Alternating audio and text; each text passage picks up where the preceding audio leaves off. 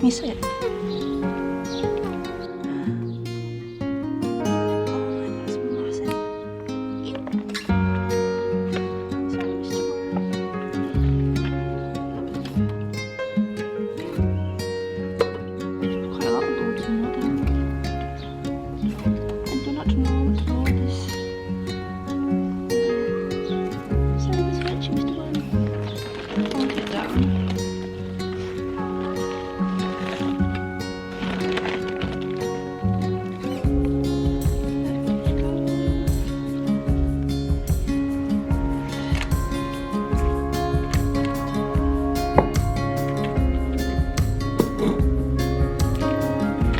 Filling up these now. The soil from the last time is still pretty perfect underneath. So I'm going to start filling it.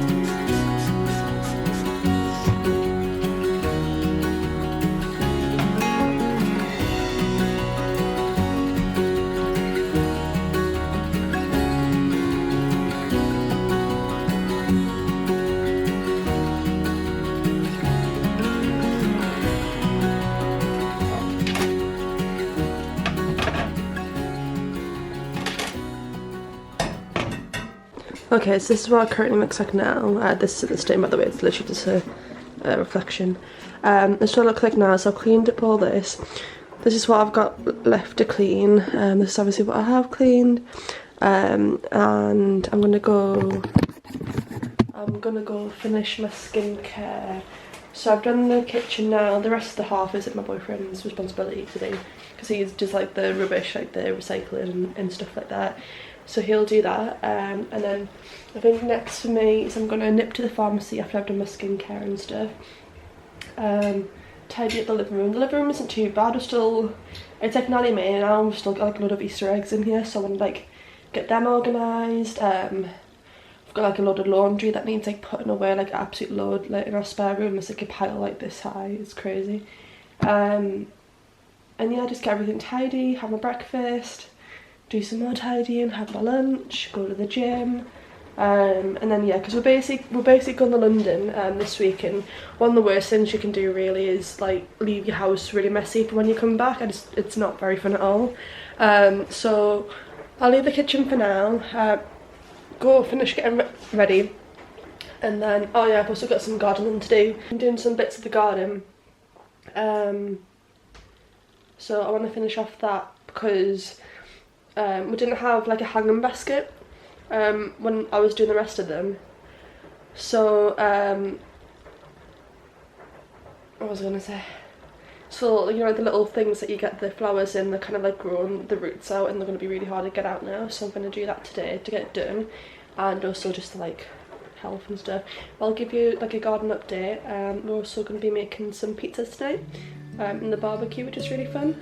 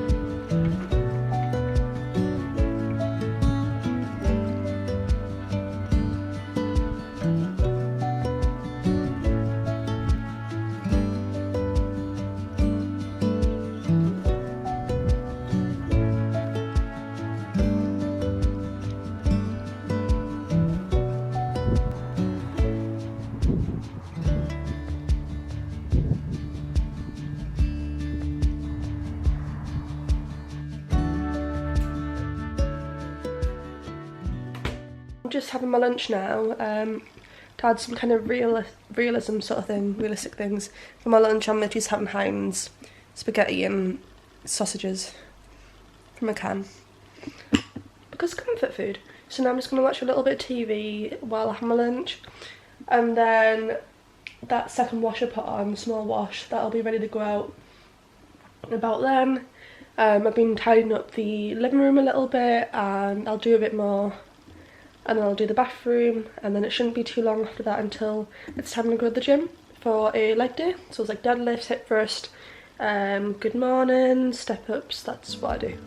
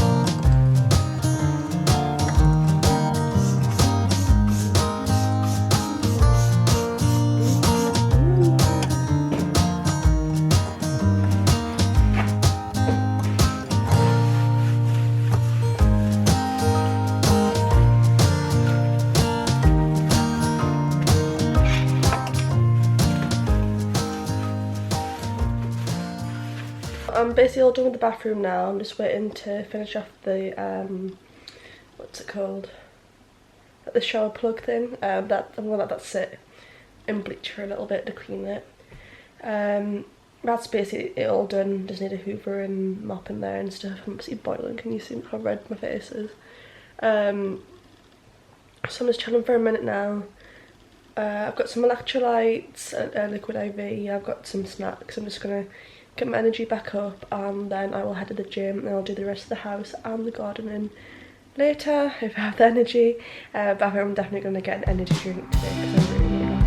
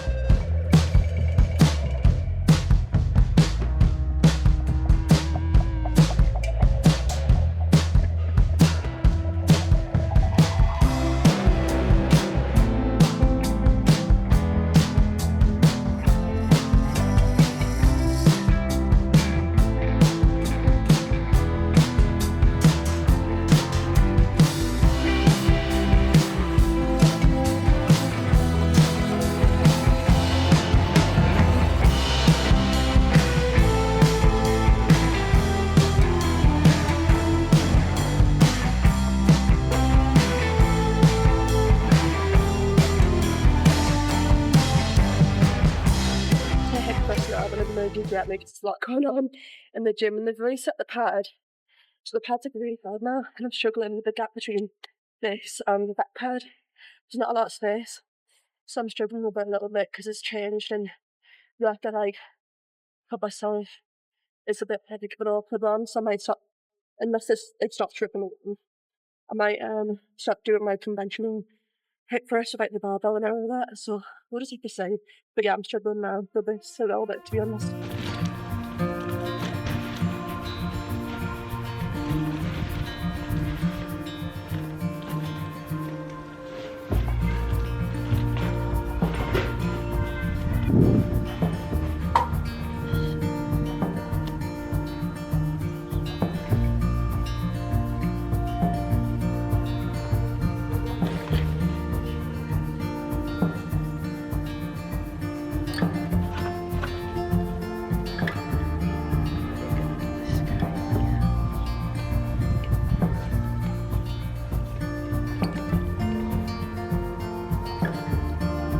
Which result, obviously they're not flowered yet, but oops, lost all the colour now.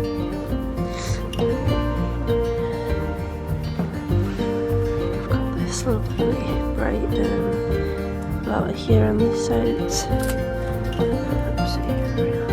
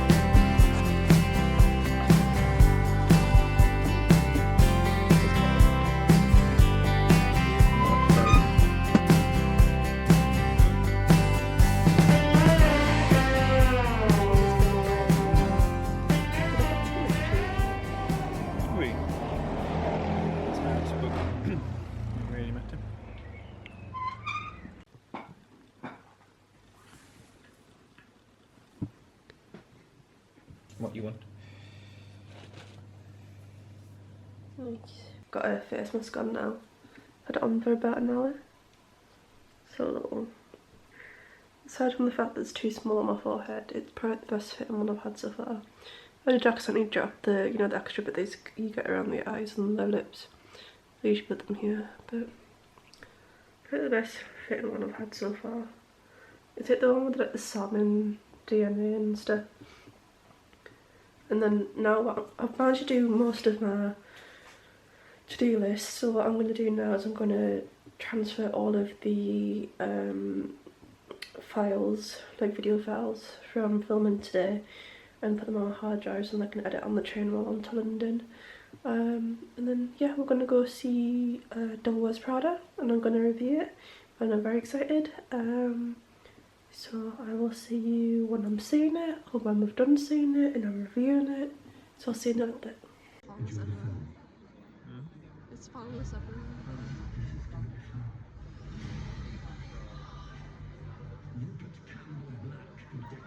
So we just got back from watching The Devil Wears Prada 2 at Leicester Square Cinema, which is very exciting because we are actually currently in London at the moment, and it was brilliant. Like, I absolutely loved it. So I'm gonna go through a couple of notes that I made while we're walking out the cinema.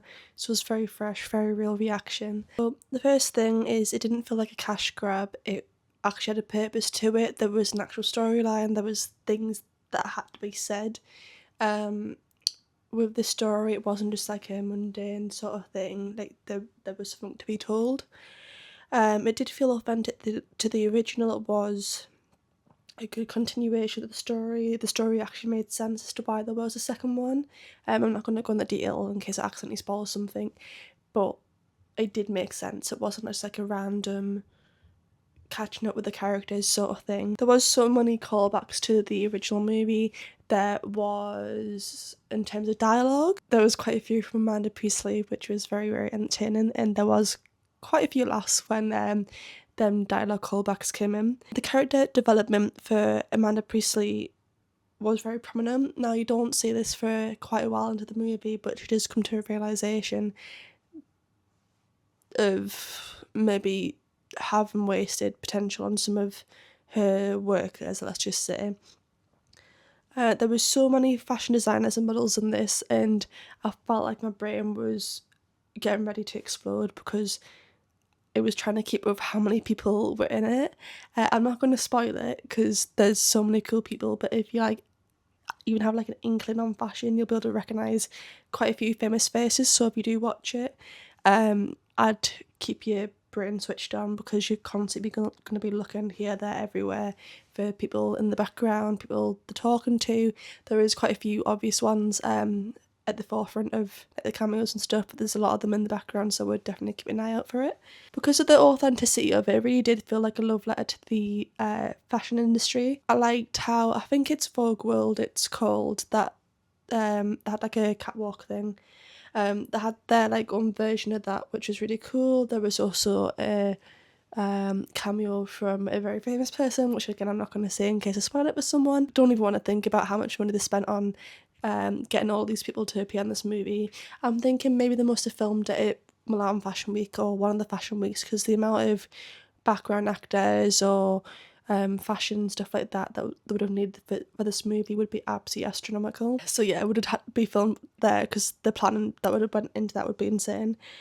I felt like it did discuss important and current issues of AI, physical media becoming digital, and relevancy. Obviously AI, even after this movie was filmed, it's getting more and more prominent and more of a serious issue for the creative industry. We know that a lot of information about what it's going to do to the film and TV industry, but we haven't so much seen about the fashion industry. Another topic that they touch on is the physical media to digital media, how a lot of the magazines have actually went to digital, how they've converted to being digital even though they still have physical copies. It's primarily online, primarily on Instagram, YouTube, that sort of stuff. So it's interesting seeing like the other side of it rather than the consumer side. It did all feel perfectly balanced of all the glitz and the glamour of the fashion world, but also the major struggles of doing so in today's digital world. So it had obviously the iconicness of Devil Wears Prada. The soundtrack was perfect, couldn't have been better. Obviously they did have Vogue playing by Madonna, of course, and the fashion choices for the main characters were just perfect. I know I keep using the word perfect, that's basically what it was. The actors still perfectly portrayed the characters 20 years on. I did feel like I was still watching the characters and not the actors trying to be the characters, if that makes any sense. Basically all of them were bang on. Like, it's been 20 years since the last movie came out, and they're all bang on. They all felt like I was actually witnessing the characters' lives and the trials and tribulations of what they were going through within this movie. And yeah, it was just really great, and it was still so witty, it was still so fun. All the jokes landed perfectly. Like in the cinema, people were laughing out loud. There was there was a big, I wouldn't say big twist, but there was definitely a twist that you weren't expecting coming.